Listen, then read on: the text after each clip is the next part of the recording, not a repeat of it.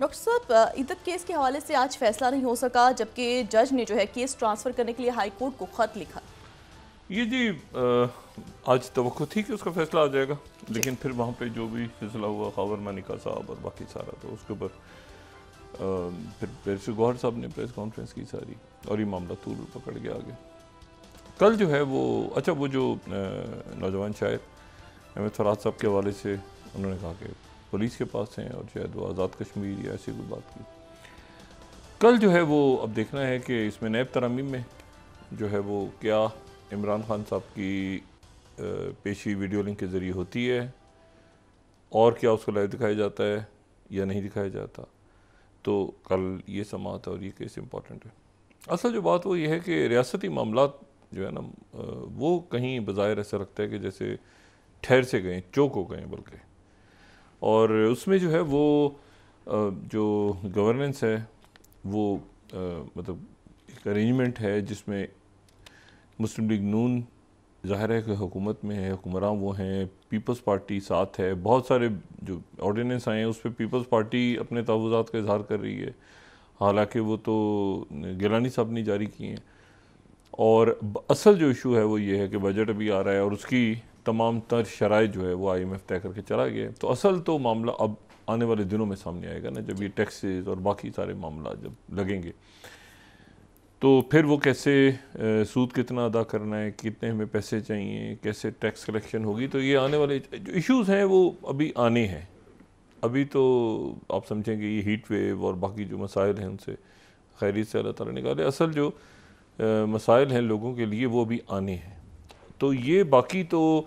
उससे पहले ही जो मामलात हैं वो इतने उलझ गए हैं या उलझा दिए गए हैं कि वो उस तरफ लगता है किसी का अब ना ध्यान है और ना ही किसी में हिम्मत है और ना ही कोई एनर्जी है कि वो उस तरफ आने वाले दिनों में जो बड़े बहरान आएंगे, जब भी टैक्स और कलेक्शन और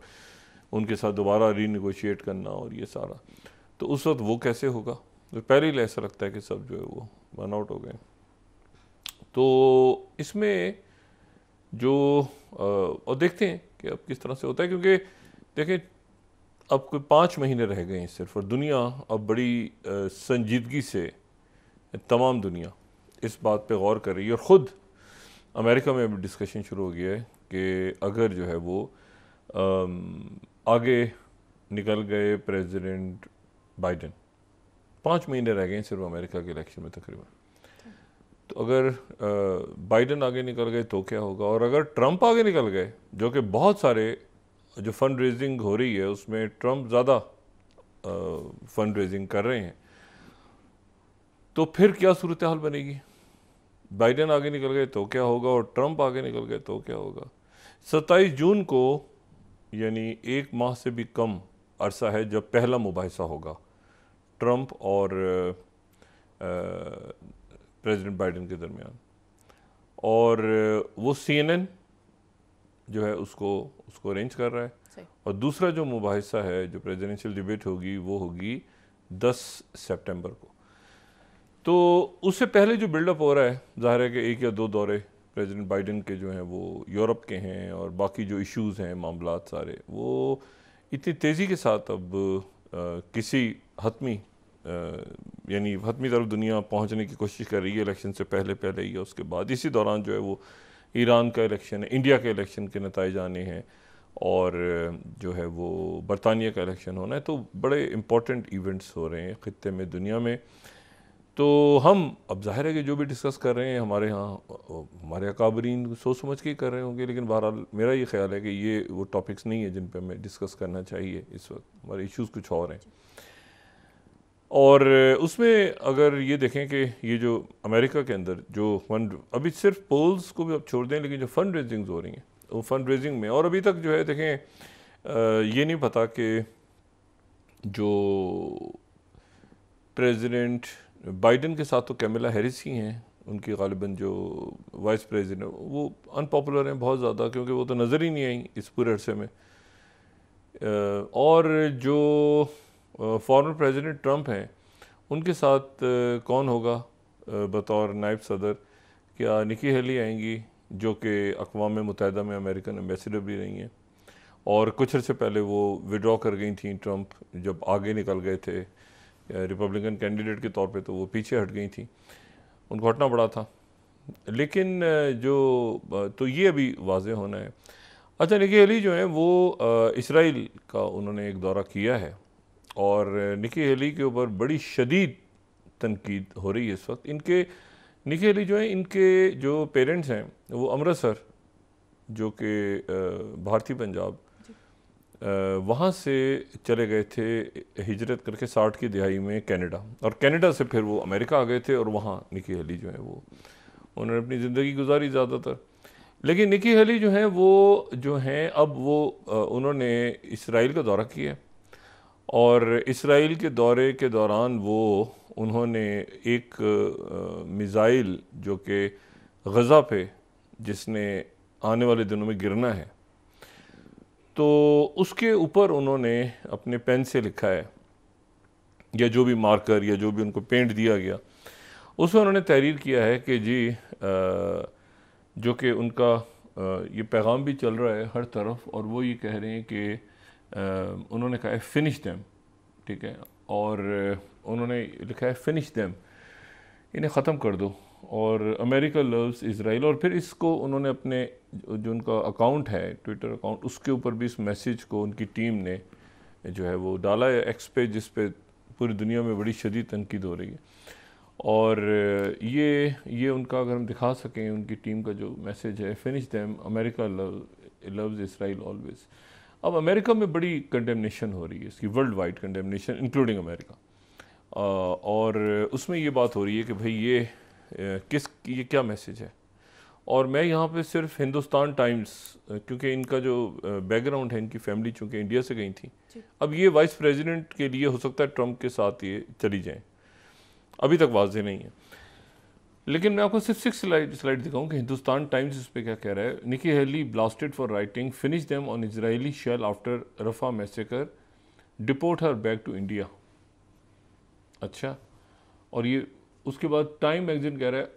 anyone who signs a bomb is a sociopath,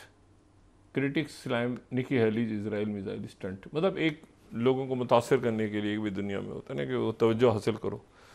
तो एक बॉम्ब के ऊपर उन्होंने लिखा फिनिश देम, सबको ख़त्म कर दो। अच्छा, ये जो सारी सूरत हाल है, अब ये एक अजीब तरफ चली गई है, जिसके बारे में तमाम दुनिया को उम्मीद थी कि ये किसी मुज़ाकरात के नतीजे में कोई जंगबंदी होगी, कोई मामला आगे बढ़ेंगे। लेकिन हुआ ये है कि पिछले 24-48 घंटों में जो है वो बिल्कुल एक पुरस्रार सी खामोशी छाई हुई है। मज़ीद फ़लस्तीनी शहीद हुए हैं रफ़ा में, और तमाम गज़ा में ही, लेकिन रफ़ा में दोबारा जो है वो, और जो इसमें एक बात बड़ी अहम है वो ये है कि एक मुआहदा पेश हुआ गालिबन दरमियान में किसी जगह पर, इसराइल की तरफ से ये मीडिएटर्स को, इजिप्ट को और कतर को और अमेरिकन से बात हुई कि जी हम दोबारा मुज़ाकरात शुरू करने को तैयार हैं, लेकिन ये है कि मुज़ाकरात में हमें जो है वो मतलब मुकम्मल जंगबंदी नहीं, आर्जी जंगबंदी, मतलब गोल मोल करके ऐसी बात जिसमें कोई अब इस वक्त संजीदा नहीं ले रहा उसको। और फिर साथ ही जो है उनकी वॉर का कैबिनेट ने उसको कहा कि नहीं जी, ये भी नहीं होना चाहिए, और हम तो बिल्कुल इसको हतमी मराहिल तक लेके जाएंगे, वगैरह वगैरह। अच्छा, इस पे जो है आज वो 2 तहकीकाती रिपोर्ट्स आज शाये हुई हैं, और दोनों जो हैं वो परेशान कुन हैं। और एक तो CNN ने तहकीकाती रिपोर्ट शाये की है, जो हमारी फर्स्ट स्लाइड है। वो कह रहे हैं कि US made munitions used in deadly strike on Rafah tent camp। ये CNN के एनालिसिस में ये बात जो है ये सामने आई है। और इसी किस्म का जो एक दूसरी इन्वेस्टिगेटिव रिपोर्ट है वो शायद गार्डियन ने भी की, लेकिन CNN की जो ये रिपोर्ट है ये एक परेशान कुन रिपोर्ट है। अच्छा, इसमें वो ये कह रहे हैं कि जी जो मिसाइल्स इसमें इस्तेमाल हुए, अब ये बड़ी एक परेशान कुन बात है कि ये जो स्मॉल डायमीटर बॉम्ब्स हैं SDB, तो या जिनको GBU-39 भी कहा जाता है, बोइंग इनको तैयार करता है। अच्छा, ये बड़े प्रिसीजन मिसाइल्स हैं। अगर हम इसको देखें ना, बोइंग के SDP जो हैं स्मॉल डायमीटर बॉम्ब्स, ये बड़े प्रिसीजन बहुत ज़्यादा, ये 250 पाउंड के हैं, बहुत वज़न नहीं है इनका, बड़े प्रिसीजन। लेकिन इनके बारे में कहा जाता है कि जी इनको गुंजान आबाद इलाके में आप यूज़ ना करें, क्योंकि वहाँ पर अभी भी इसके ये यूज़ किया है इसराइल ने, वहाँ पर जो जिंदा जले हैं बच्चे और ख़वातीन और जो टेंट पिघल गए और ये सारा। तो ये जो अब CNN ने फिर इसके ऊपर पूरा लिखा है कि जी इसका फेलियर रेट कैसे है, क्या इसको जान के ये यूज़ हुए हैं वहाँ पे, या इसको अनजाने में जो इसराइल कह रहा है कि हमसे गलती हो गई है, वो प्रिसीजन मिसाइल। लेकिन अमेरिका ये इनका कहना है कि हम जब इसको यूज़ करते हैं तो प्रिसीजन मिसाइल्स हैं, बट इतना बड़ा फेलियर नहीं होता, ठीक है ना, एक्सपेंसिव लेटेस्ट टेक्नोलॉजी के साथ अच्छी मिसाइल। अभी कैसे हुआ है ये वो बताएंगे नेतन्याहू, अगर उनसे कोई पूछेगा। आज शायद आज या कल किसी वक्त अल्जीरिया की जो उन्होंने ड्राफ्ट पेश किया हुआ है वो सिक्योरिटी काउंसिल में पेश होगा, लेकिन अभी तक नहीं पता कि अमेरिका उसको वीटो करता है नहीं करता। सिक्योरिटी काउंसिल में करारदाद पेश होती है सीज़ फायर की, तो 9 वोट चाहिए होते हैं 15 में से, और ये चाहिए होता है कि कोई वीटो ना करे, P5 में से कोई वीटो ना करे, परमानेंट 5, और बाकी जो मुल्क हैं 10 उनमें से कोई 9 उसकी हिमायत करें। 12 तो वो आज पेश होता है, कल वो अल्जीरिया को अभी यकीन नहीं, उसको पुश किया जा रहा है कि जल्दी वो पेश हो, लेकिन करारदाद सीज़ फायर की, लेकिन ये कि वो अभी तक जो है वो पेश नहीं हो पा रही। अच्छा, इसमें जो अभी सूरत हाल जो बिगड़ रही है, तो इस सूरत हाल में एक जो क्राइसिस बड़ा खड़ा हो रहा है इस वक्त, जो खड़ा होता नज़र आ रहा है वो इजिप्ट के साथ खड़ा होता नज़र आ रहा है, क्योंकि जो उन्होंने उनके जो ऑफिशियल्स ने आज ऐलान किया है कि जी जो 75% बफर जोन है जो फिलाडेल्फी कॉरिडोर के नाम से गज़ा और मिस्र के दरमियान है, ये जो गज़ा और मिस्र के दरमियान एक पट्टी है, इसको हम पहले भी डिस्कस कर चुके हैं, फिलाडेल्फी कॉरिडोर। और ये जो है ये बिल्कुल कोस्ट, जो मेडिटेरियन का कोस्ट है वहाँ से इसको शुरू करें तो फिर ये जो है ये रफ़ा क्रॉसिंग को अबूर करता हुआ ये करम शलोन तक आ जाता है नीचे। बिल्कुल आप समझें कि यानी जहाँ तक मतलब इजिप्ट और गज़ा के दरमियान एक इलाका जो कि बफर जोन है, चंद मीटर्स का है, लेकिन ये जो इलाका है ये पहले 2005 में यहाँ से इसराइल की फ़ौज विड्रॉ कर गई थी 2005 में, और ये हुआ था उसके बाद कि इसमें कुछ हिस्सा जो है फ़लस्तीनी अथॉरिटी, जो फ़लस्तीन की साइड है वो फ़लस्तीनी अथॉरिटी, और जो इजिप्ट की साइड वो इजिप्ट के पास आ गया। फ़लस्तीनी अथॉरिटी का जब इनखला हो गया तो ज़ाहिर है हमास वहाँ पे आ गई। अब जनाब इसराइल कह रहा है कि हमने इसके बफर जोन के 75% हिस्से पर हमने कब्ज़ा कर लिया है। अच्छा, 75% हिस्से पे इसका हमने कब्ज़ा कर लिया है। ये वो इलाका है जो कि मिस्र का इलाका था, इजिप्ट मुआहदे के तहत जो है ये इजिप्ट के पास होना था, और हमने 75% यहाँ पे कब्ज़ा कर लिया है। और साथ ही उनके तरफ से आज ये कहा गया है कि इस साल तो जंगबंदी नहीं है, इस साल तो जंग चलती रहेगी, यानी अगले आप समझें कि 6-7 महीने ये जंग चलती रहेगी, जो गज़ा में जाहिरियत है और कत्ले आम ही चलता रहेगा। और यहाँ पर मैं टाइम्स ऑफ इसराइल को कोट कर रहा हूँ कि war won't and this year, Israel holds 75% of Gaza Egypt border zone. इसके बारे में इजिप्ट बहुत ज़्यादा संजीदा है इसके ऊपर, और इसके ऊपर तलखी भी है, क्योंकि ये जो इलाका है इसको मिस्र अपना इलाका कंसिडर करता है, और ये तय हो चुका हुआ है 2005 के मुआहदे के तहत कि ये जो है ये मिस्र के पास रहेगा। अब बफर जोन में इसराइल के आने का मतलब ये है कि इसराइल जो है वो आ गया है गज़ा और मिस्र के दरमियान, यानी ये जो बफर जोन है, ये बफर का जो इलाका है ये इसके एक तरफ गज़ा है, एक तरफ मिस्र है, दरमियान में बफर जोन, यानी आप समझेंगे नो मैन लैंड, ठीक है ना, कोई वहाँ पे नहीं था। और जब एड भी जाती थी तो इस तरह से एक जगह रुकते थे, वो थोड़ा सा, या जो आप समझें कि जो ट्रक्स वगैरह हैं वो एक जगह रुके, फिर वो वॉक किया, वो ख़ास गाड़ियाँ गईं और क्रॉस करके वो यहाँ गज़ा तक जो लोग गए उनको अंदाज़ा है जगह का कि वो इस तरह से मतलब, और फिर वहाँ से लोग आते थे, अगर पेशेंट्स को भी लाना है तो एक जगह तक वो गए, फिर बफर जोन में उनको ख़ास किस्म के गाड़ियों में या एम्बुलेंसेज में उनको यहाँ से यहाँ तक शिफ्ट किया। मतलब यहाँ क्रॉसिंग करना जो है ना वो एक उसके लिए ख़ास परमिट्स और बड़ी सख्त सिक्योरिटी। अब